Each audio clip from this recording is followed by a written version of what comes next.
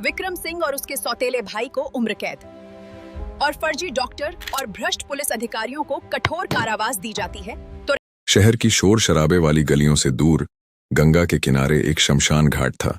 यहाँ की हवा में हमेशा राख और धुएं की गंध रहती थी।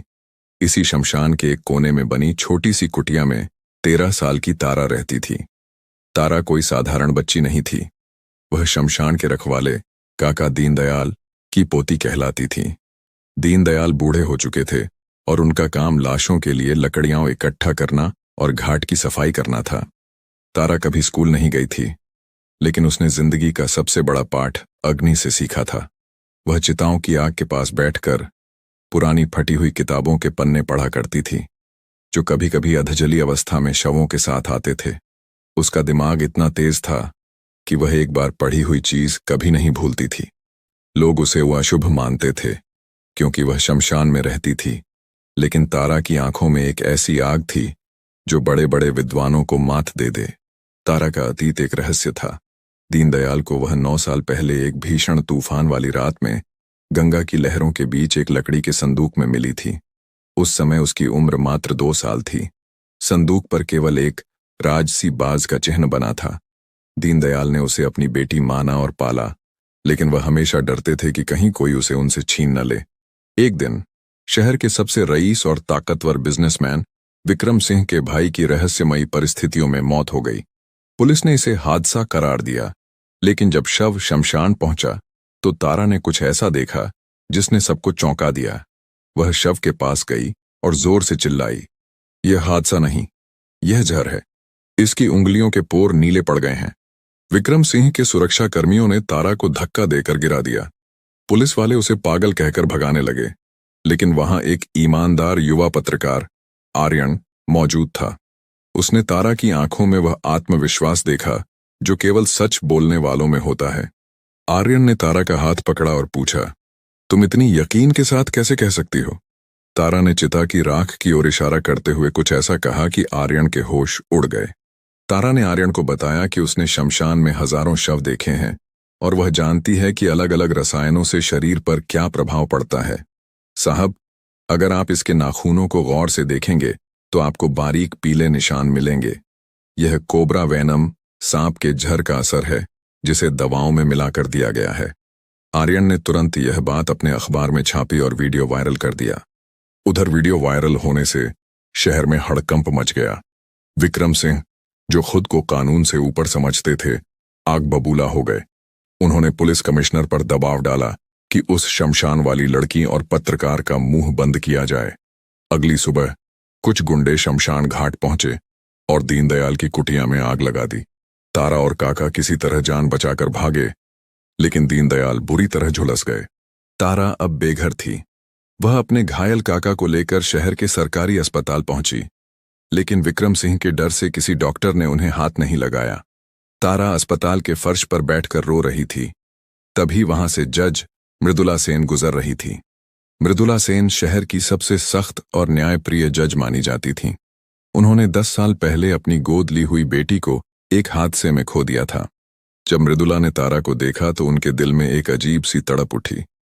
तारा की शक्ल उनकी खोई हुई बेटी से बहुत मिलती थी।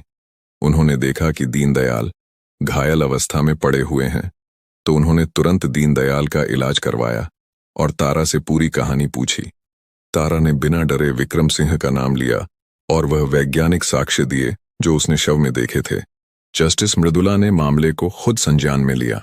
उन्होंने पुलिस को आदेश दिया कि शव का दोबारा पोस्टमार्टम किया जाए और पूरी जांच स्वतंत्र एजेंसी करेगी। विक्रम सिंह के लिए यह सीधी चुनौती थी।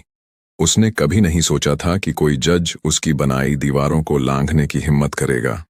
उसने तुरंत अपने वकीलों, नेताओं और पुलिस अफसरों की बैठक बुलाई। कमरे में सिगार का धुआं और डर का सन्नाटा था। आदेश छोटा था, या तो केस रुके या लड़की खामोश हो जाए। उसी शाम तारा को अगवा करने की पहली कोशिश हुई। अस्पताल से निकलते वक्त एक काली गाड़ी अचानक उनके सामने रुकी। 2 लोग उतरे, लेकिन आर्यन पहले से सतर्क था। उसने पीछा होते देख शोर मचा दिया। भीड़ इकट्ठा हो गई और गाड़ी वहां से भाग गई। तारा कांप रही थी, लेकिन उसने कुछ नहीं कहा। उसके भीतर अब डर से ज्यादा गुस्सा था। दीनदयाल ने अस्पताल के बिस्तर पर लेटे लेटे तारा से माफी मांगी। उसने कहा कि शायद उसे कभी सच नहीं बोलना चाहिए था, लेकिन तारा ने पहली बार काका का हाथ पकड़कर कहा, अगर हम चुप रहे तो आग बेकार चली जाएगी। उस पल दीनदयाल समझ गया कि तारा अब सिर्फ उसकी पोती नहीं रही, वह किसी बड़े मकसद का हिस्सा बन चुकी थी। जांच शुरू हुई। पुराने पोस्टमार्टम रिपोर्ट पर सवाल उठे। डॉक्टर से पूछताछ हुई। कुछ पुलिस वालों के फोन रिकॉर्ड निकाले गए। धीरे धीरे एक जाल सामने आने लगा, रिश्वत, दबाव और झूठ का जाल। आर्यन हर अपडेट जनता तक पहुंचा रहा था। विक्रम सिंह का नाम अब हर चैनल पर चलने लगा। लेकिन सबसे बड़ा झटका तब लगा जब जांच टीम को पता चला कि शव के साथ शमशान में छेड़छाड़ हुई थी। किसी ने सबूत मिटाने की कोशिश की थी। जस्टिस मृदुला ने शमशान के कर्मचारियों को बुलाने का आदेश दिया। दीनदयाल का बयान दर्ज हुआ और उसी दौरान वह पुराना संदूक जिसमें तारा मिली थी पहली बार आधिकारिक रिकॉर्ड का हिस्सा बना।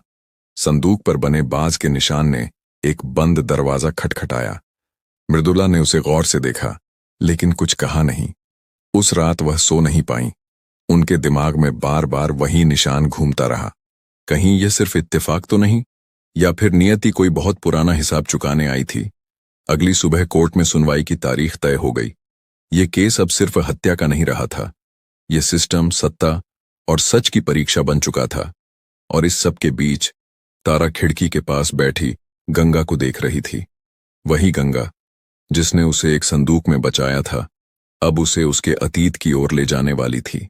अदालत का वह दिन शहर के इतिहास में एक असामान्य दिन था। सुबह से ही कोर्ट परिसर के बाहर भीड़ जमा होने लगी थी। कैमरे, माइक, चैनलों की गाड़ियां, सब एक ही सवाल के इर्द गिर्द घूम रहे थे। क्या एक शमशान में रहने वाली बच्ची देश के सबसे ताकतवर आदमी को हिला सकती है? अंदर कोर्टरूम में जस्टिस मृदुला सेन अपनी कुर्सी पर बैठी तो पूरे कक्ष में सन्नाटा छा गया। उनकी आंखों में आज एक अलग ही कठोरता थी। ये कठोरता किसी पद की नहीं, बल्कि उस व्यक्ति की थी जिसने बहुत कुछ खोया था और अब और खोने को तैयार नहीं था। तारा उनके पास खड़ी थी, बिना डरे, बिना झुके। उसके कपड़े साधारण थे, लेकिन उसके चेहरे पर ऐसा आत्मविश्वास था जो अक्सर सिर्फ सच बोलने वालों के पास होता है। विक्रम सिंह की ओर से देश के सबसे महंगे और चालाक वकील खड़े थे। उनकी दलीलें तेज थीं, आवाज में तंज था। उन्होंने शुरुआत ही तारा की हैसियत पर सवाल उठाकर की। उन्होंने कहा कि यह बच्ची न पढ़ी लिखी है, न उसके पास कोई आधिकारिक पहचान है और न ही वह किसी वैज्ञानिक निष्कर्ष की अधिकारी है। उन्होंने शमशान घाट का जिक्र इस तरह किया जैसे वह कोई अपराध हो। जस्टिस मृदुला ने शांत स्वर में तारा को बोलने की अनुमति दी। तारा ने कोई लंबा भाषण नहीं दिया। उसने केवल वही कहा जो उसने देखा था। उसने बताया कि अलग अलग जहर शरीर को अलग तरह से प्रभावित करते हैं और यह ज्ञान उसे किताबों से नहीं, अनुभव से मिला है। उसने पोस्टमार्टम रिपोर्ट की कमियां गिनाई, बिल्कुल साफ, बिना भावुक हुए। कोर्ट में कुछ पल के लिए असहज चुप्पी छा गई। वकीलों ने सोचा नहीं था कि एक बच्ची इतनी स्पष्टता से बात रखेगी। तभी बचाव पक्ष ने अगला दांव चला। मिलॉर्ड, ये बच्ची खुद संदिग्ध है। इसकी कोई पहचान नहीं, कोई नहीं जानता यह आई कहां से है। यह सुनते ही कोर्ट रूम में सरगर्मी फैल गई। पहली बार तारा का चेहरा थोड़ा सा सख्त हुआ। दीनदयाल, जो व्हील चेयर पर पीछे बैठे थे, बेचैन हो उठे। उनके लिए यह पल सबसे कठिन था। उन्होंने वह संदूक कोर्ट के सामने रखने की अनुमति मांगी। वही पुराना लकड़ी का संदूक। संदूक खुलते ही कोर्ट में सन्नाटा छा गया। उस पर बना बाज का निशान साफ दिख रहा था। जस्टिस मृदुला की नजर जैसे वहीं अटक गई। उनकी उंगलियां कुर्सी के हत्थे को कसकर पकड़ने लगीं। यह सिर्फ एक निशान नहीं था, यह उनके अतीत का दरवाजा था, जिसे उन्होंने सालों पहले बंद कर दिया था। मृदुला ने कोर्ट को कुछ समय के लिए स्थगित कर दिया। यह असामान्य था। कोर्ट रूम में हलचल मच गई। मीडिया हैरान था। विक्रम सिंह के चेहरे पर पहली बार असमंजस दिखा। वह समझ नहीं पा रहा था कि खेल अचानक उसके हाथ से क्यों फिसल रहा है। अपने चैम्बर में मृदुला देर तक बैठी रहीं। उनके दिमाग में 9 साल पुरानी यादें लौट आईं। उनकी बेटी ईशानी, उसका अपहरण और वह केस जो कभी सुलझ नहीं पाया। बाज का वही निशान, वही उम्र, वही समय। क्या यह सिर्फ संयोग था? फिर उन्होंने तारा को कमरे में बुलाया। कमरे में सिर्फ 2 लोग थे, एक जज और एक बच्ची। मृदुला ने धीमी आवाज में पूछा कि क्या तारा के शरीर पर कोई जन्मजात निशान है। तारा ने बिना कुछ कहे अपनी गर्दन के पीछे का छोटा सा निशान दिखाया। त्रिशूल। उस पल मृदुला की दुनिया थम गई। चैम्बर का दरवाजा बंद होते ही जस्टिस मृदुला सेन की आंखों में जज नहीं, सिर्फ एक मां थी। उन्होंने बिना देरी किए डीएनए टेस्ट का आदेश दिया। यह आदेश सिर्फ एक केस का नहीं, उनके टूटे हुए जीवन का था। तारा शांत थी, जैसे वह पहले से जानती हो कि सच अब ज्यादा देर छिपा नहीं रह सकता। लेकिन विक्रम सिंह भी चुप नहीं बैठा। उसे अंदाजा हो गया था कि मामला अब हत्या से आगे निकल चुका है। उसी रात उसने अपना आखिरी दांव चला। तारा को हमेशा के लिए खामोश करने का आदेश दे दिया गया। उसी रात तारा और आर्यन अस्पताल से लौट रहे थे। तभी एक सुनसान रास्ते पर कार का ब्रेक फेल हो गया। मौत सामने थी, लेकिन आर्यन की सतर्कता और पुलिस की गश्त ने खेल पलट दिया। हमला नाकाम रहा, लेकिन संदेश साफ था। यह अब सिर्फ अदालत की लड़ाई नहीं रही थी। अगली सुबह डीएनए रिपोर्ट आई और एक लाइन ने सब कुछ बदल दिया। तारा ही ईशानी है। मृदुला की आंखों से आंसू बह निकले। कोर्ट में सन्नाटा था, लेकिन तारा ने बस इतना कहा, मां, अब इंसाफ पूरा होना चाहिए। डीएनए रिपोर्ट के बाद अदालत का माहौल पूरी तरह बदल चुका था। अब यह मामला सिर्फ एक हत्या का नहीं रहा था, बल्कि सिस्टम की सड़ी हुई जड़ों का मुकदमा बन गया था। मीडिया कोर्ट के बाहर डटी हुई थी। हर चैनल पर एक ही सवाल था, क्या देश का सबसे ताकतवर आदमी अब बचेगा? जस्टिस मृदुला सेन आज पहले से ज्यादा कठोर दिख रही थीं, लेकिन इस बार उनकी सख्ती में भावनाएं नहीं थीं, सिर्फ कानून था। उन्होंने साफ शब्दों में कहा कि अदालत अब किसी भी तरह का दबाव बर्दाश्त नहीं करेगी। विक्रम सिंह के वकीलों ने फिर कोशिश की, कभी तकनीकी आपत्तियां, कभी तारीख बढ़ाने की मांग, लेकिन हर चाल नाकाम हो रही थी। तारा गवाह के रूप में खड़ी थी। अब वह सिर्फ शमशान की लड़की नहीं थी, बल्कि एक वैज्ञानिक चश्मदीद और इस केस की आत्मा थी। उसने अदालत में वह आखिरी सबूत पेश किया जिसे उसने महीनों संभाल कर रखा था। शमशान की राख में मिली एक अधजली चिट्ठी। उस चिट्ठी में साफ लिखा था कि विक्रम सिंह के सौतेले भाई ने जहर मिलवाया था ताकि इंश्योरेंस की रकम हथियाई जा सके। कोर्ट में हड़कंप मच गया। बचाव पक्ष बिखरने लगा। उसी समय जस्टिस मृदुला ने आदेश दिया कि फर्जी पोस्टमार्टम करने वाले डॉक्टर और दबाव में रिपोर्ट बदलने वाले पुलिस अफसरों को तुरंत गिरफ्तार किया जाए। पहली बार हथकड़ियां सिस्टम के अपने लोगों के हाथों में पड़ीं। विक्रम सिंह अब घबराने लगा था। उसका चेहरा पसीने से भीग चुका था। उसे समझ आ गया था कि खेल हाथ से निकल चुका है। अचानक वह खड़ा हुआ और चिल्लाया, यह सब झूठ है, ये लड़की एक साजिश है। लेकिन अदालत अब सुनने को तैयार नहीं थी। विक्रम सिंह की आंखें लाल हो चुकी थीं।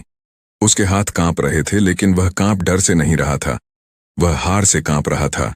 उसी पल विक्रम सिंह ने कोर्ट में रिवॉल्वर निकाल ली और तारा की तरफ तान दी। उसने चिल्लाकर कहा, मैं हार नहीं मानूंगा। लेकिन तारा डरी नहीं। उसने अपनी आंखों की उसी अग्नि से विक्रम की ओर देखा और कहा, जो आग मुर्दों को भस्म करती है वही आज तुम्हारे पापों को जलाएगी। इससे पहले कि विक्रम गोली चलाता, आर्यन और पुलिस ने उसे दबोच लिया। जस्टिस मृदुला अपनी कुर्सी पर बैठी रहीं। उनकी आंखों से आंसू बह रहे थे, लेकिन उनकी आवाज में कोई कंपी नहीं थी। उन्होंने आदेश दिया कि विक्रम सिंह को हिरासत में लिया जाए और उसकी हर संपत्ति की जांच हो। तारा चुपचाप खड़ी थी। तभी मृदुला ने उसे अपनी ओर बुलाया। पूरा कोर्ट देख रहा था। एक जज और एक बेटी को पहली बार खुले में एक दूसरे के सामने खड़े हुए। कोर्ट की कार्यवाही स्थगित कर दी गई, लेकिन एक बात साफ थी, अब फैसला सिर्फ कानूनी नहीं होगा, वह मिसाल बनेगा। अगले दिन अदालत में असाधारण शांति थी। कोई शोर नहीं, कोई फुसफुसाहट नहीं, जैसे पूरा शहर अपनी सांस रोके बैठा हो। यह सिर्फ एक फैसले का दिन नहीं था, यह तय करने का दिन था कि क्या सच में ताकतवर होता है या नहीं। विक्रम सिंह कटघरे में खड़ा था। अब वह वही आदमी नहीं दिखता था जो कभी कानून को जेब में रखता था। उसकी आंखों में डर था, चेहरे पर हार और कंधों पर अपने ही कर्मों का बोझ। उसके साथ उसके सौतेले भाई, फर्जी पोस्टमार्टम करने वाला डॉक्टर और रिश्वतखोर पुलिस अफसर भी खड़े थे। एक पूरा सिस्टम जो आज बेनकाब था। जस्टिस मृदुला सेन ने फैसला पढ़ना शुरू किया। उनकी आवाज में न कोई कंपन था, न कोई निजी भावना, सिर्फ कानून और सच्चाई। उन्होंने एक एक करके सबूतों का जिक्र किया। जहर, अज्जली चिट्ठी, डीएनए रिपोर्ट, गवाहों के बयान और अदालत में हथियार निकालने की कोशिश। फैसला साफ था, विक्रम सिंह और उसके सौतेले भाई को उम्र कैद, फर्जी डॉक्टर और भ्रष्ट पुलिस अधिकारियों को कठोर कारावास और बर्खास्तगी, सारी अवैध संपत्ति जब्त। कोर्टरूम में सन्नाटा था। फिर अचानक तालियों की गूंज उठी। यह तालियां किसी व्यक्ति के लिए नहीं, न्याय के लिए थीं। जस्टिस मृदुला ने आखिर में तारा की ओर देखा। उन्होंने कहा, आज यह अदालत सिर्फ अपराधियों को सजा नहीं दे रही, बल्कि एक बच्ची के साहस को सलाम कर रही है। तारा, जिसे अब पूरी दुनिया ईशानी सेन के नाम से जानेगी। तारा चुपचाप खड़ी थी। उसके चेहरे पर जीत का गर्व नहीं था, बल्कि एक गहरी शांति थी, जैसे उसके भीतर वर्षों से जलती आग अब ठंडी हो रही हो। दीनदयाल काका को सरकार की ओर से सम्मान मिला। शमशान घाट को अब एक अलग नजर से देखा जाने लगा। वहां से डर नहीं, बल्कि संघर्ष की कहानी जुड़ गई थी। कुछ महीनों बाद तारा पहली बार स्कूल गई। नई किताबें थीं, नया नाम था, नया घर था, लेकिन उसकी आंखों में वही पुरानी गहराई थी। वह जानती थी कि उसकी कहानी सिर्फ उसकी नहीं है, बल्कि उन सब की है जिन्हें कभी अशुभ, कमजोर या अनदेखा कहा गया। गंगा आज भी बहती है, शमशान घाट आज भी जलता है, लेकिन अब वहां एक कहानी रह गई है, उस बच्ची की जो आग में पली, मौत से सीखी और सच बनकर खड़ी हो गई।